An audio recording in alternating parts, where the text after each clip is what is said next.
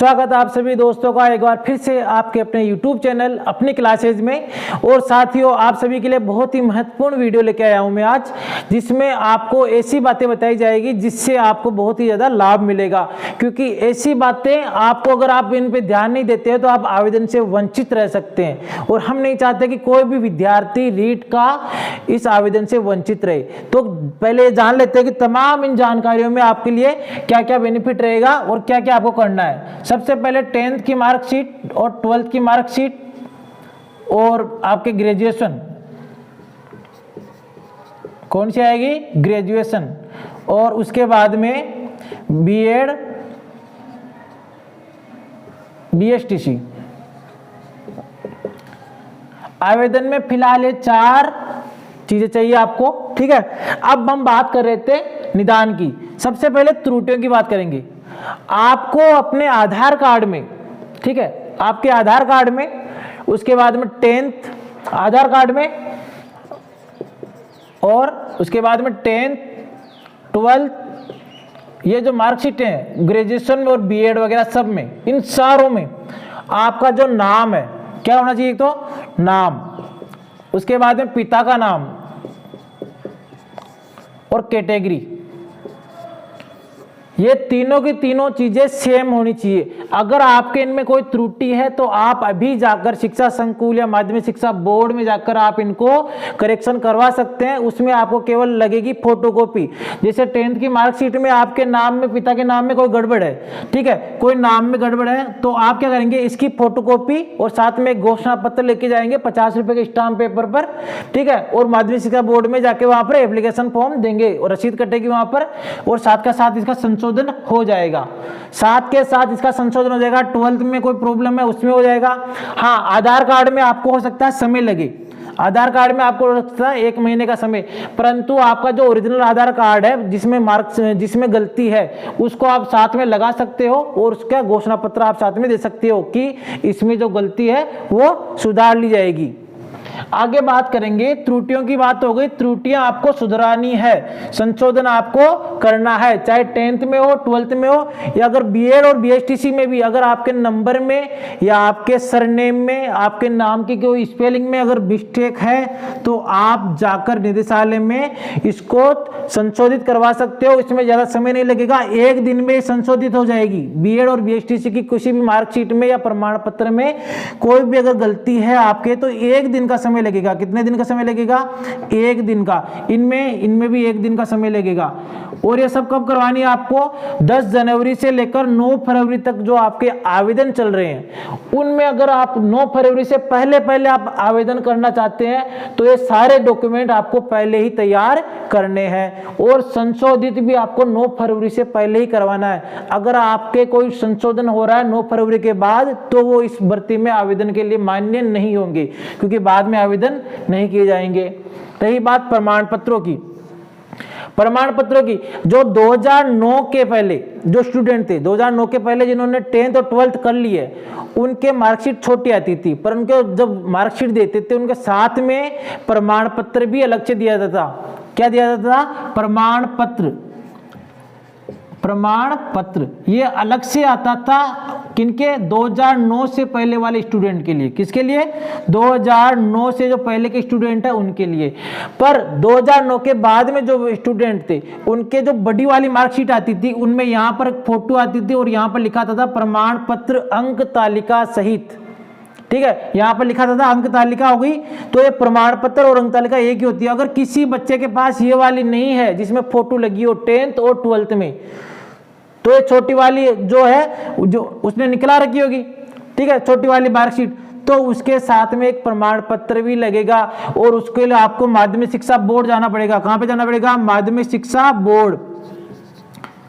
और प्रमाण पत्र 10th और 12th के लिए आपको जो है 300 रुपए की रसीद कटवाकर आप वहां से कर सकते हो अप्लाई। पर इसमें आपको 15 दिन का समय लगेगा। इसमें आपको 15 दिन का समय लगेगा, क्योंकि बोर्ड आपको हाथ में नहीं देगा। बोर्ड आपको हाथ में नहीं देगा, ये डाक के माध्यम से आएगी। कहां पे आएगी? डाक के माध्यम से आपके एड्रेस पर आएगी प्रमाण पत्र 10th और 12th का। अब हम बात करते हैं, प्रमाण पत्र चल रहा है तो 10th और 12th का प्रमाण पत्र किनके चाहिए? जिनके मार्कशीट में फोटो नहीं है, अंक तालिका प्रमाण पत्र सहित नहीं है।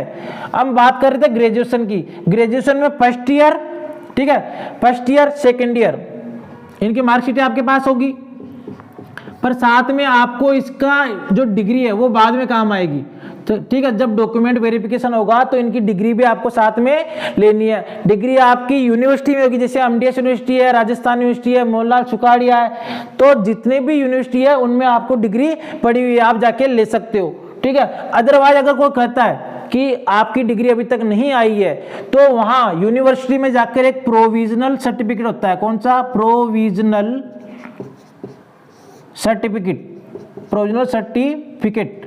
तो ये वाला सर्टिफिकेट जो है आप वहां से रसीद कटाकर ले सकते हो। ये आपको एक दिन में प्राप्त हो जाएगा। जब सुबह जाओगे तो शाम तक आपको ये प्राप्त हो जाएगा। प्रोविजनल सर्टिफिकेट वहां पर मान्य हो जाएगा डिग्री की जगह। कहां पर?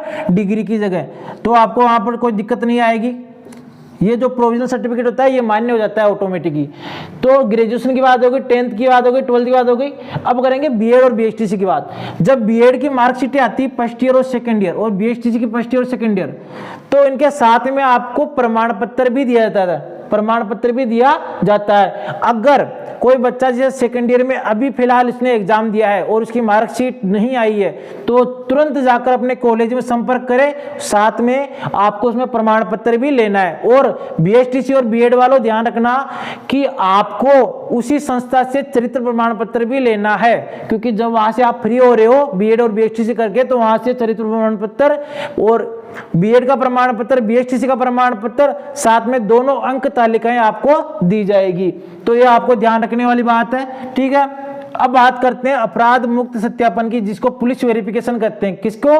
Police verification. अगर आप पे कोई भी छोटे मोटे चार्ज लगे हुए हैं, जैसे मान लो कोई भी ड्रिंक एंड ड्राइव का है, कोई हिट एंड रन का है, कोई छोटा मोटा चार्ज लगा हुआ है जो कि संगीन अपराध नहीं हो। कौन सा नहीं हो? संगीन अपराध नहीं हो।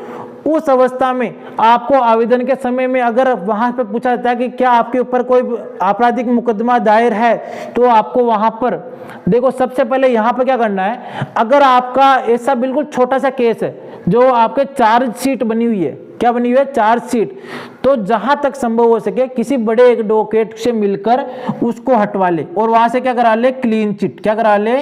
Clean chit. अगर वहां से आपको क्लीन चिट मिल जाती है तो आपको आवेदन में ये नहीं लिखना है कि हमारे ऊपर कोई आपराधिक मामले है। क्लीन चिट मिल जाती है। तो अगर आपराधिक मामलों में क्लीन चिट नहीं मिल रही है, ठीक है, और साथ में आपको किसी तारीख पर बुलाया जा रहा है, तो उस समय आपको यह करना है कि जो एफआईआर की कॉपी है, जो चार्जशीट आप पे दायर की गई है, कौन सी धारा के तहत आप पर एफआईआर दर्ज हुई है, तो उसकी कॉपी, चार्जशीट की कॉपी, किसकी कॉपी है? चार्जशीट की कॉपी आपको लेनी है थाने से। चार्जशीट की कॉपी लेनी है थाने से और वो आपको सत्यापन करवानी है। आपको माध्यमिक शिक्षा बोर्ड की जब आवेदन लिया जाएगा तो आवेदन में आपको ये साथ के अपलोड करनी है। अगर आप वहां पर लिखते हो, नहीं लिखते हो, तो ये एक संगीन अपराध माना जाएगा कि आप पे ऊपर वो केस लगा हुआ है, फिर भी आप वो छुपा रहे हो। ठीक है, कोई दिक्कत नहीं आएगी। छोटे मोटे अपराधों में अगर कोई चार्जशीट लगी हुई है तो भी आप यहाँ पर हाँ बता सकते हो कि हाँ हमारे ऊपर कोई आपराधिक मामले चल रहे हैं, परंतु संगीन नहीं है। कौन सी धारा के तहत चल रहे हैं तो वो चार्जशीट में लिखा आएगा, थाने में लिखे देंगे और उसको आप अपलोड कर सकते हो। जब ये चार्जशीट ऑटोमेटिक क्लीन चिट हो जाएगी, जहां पर केस हो जाएगा, तो ऑटोमेटिक सरकार को इससे कोई लेना देना नहीं है। परंतु आप किसी संगीन अपराध, जैसे कोई भी मान लो ऐसा हत्या या कोई ऐसा संगीन अपराध है, तो उस समय आपको जो अगर आप अपराधी साबित हो जाते हैं तो आपको वहां से नौकरी से हटा दिया जाएगा। तो इससे कोई डरने वाली बात है नहीं। पुलिस वेरिफिकेशन में आपको डरना बिल्कुल नहीं है। कोई भी केस हो आप ये काम करना आपको। रही बात चिकित्सा संबंधी, ये बहुत ही महत्वपूर्ण है। अगर आपको कोई रेयर डिजीज है, रेयर डिजीज मतलब आपको कोई ऐसी भयानक बीमारी है जिसका साल भर तक आपको, जब तक आप जीवित हैं तब तक आपका इसका इलाज ही चलेगा, ठीक है। जैसे कई होता है कि ब्लड रेगुलेशन वाला बीमारी होती है, जिसके खून जो है हर 6 महीने 12 महीने में बदलना पड़ता है, ठीक है। और भी कई संक्रमित बीमारी जिसका इलाज चल रहा है, जिसकी दवाइयाँ चल रही है आपके, तो उसके लिए आपको लिखित में आपको उस डॉक्टर से लिखवाना है, ठीक है। एक रिपोर्ट लिखवानी है जिसमें आपको रेयर डिजीज का नाम आएगा सर्टिफिकेट में, हेल्थ सर्टिफिकेट में, वो आपको डॉक्यूमेंट वेरिफिकेशन के समय लगानी है। इससे क्या बेनिफिट होगा? इससे बेनिफिट ये होगा कि तमाम आपकी दवाइयां संबंधी, ठीक है, तमाम आपकी दवाइयां संबंधी जो भी खर्चा होगा वो सरकार वहन करेगी। चिकित्सा संबंधी जो भी खर्चा होगा वो सरकार वहन करेगी। ये एक पॉलिसी होती है, तो आप इससे बिल्कुल ना चूके। अगर कोई गंभीर बीमारी है तो बिल्कुल उसका सर्टिफिकेट साथ में लगवाएं। तो ये तमाम चीजें हैं, इनको आपको ध्यान रखनी है। और आवेदन के समय ऐसा नहीं कि बिल्कुल आप इस मामले में आप डिले रह जाओ और इनके बारे में जो 10th 12th के प्रमाण पत्र वगैरह है इनको आप तैयार ना करो।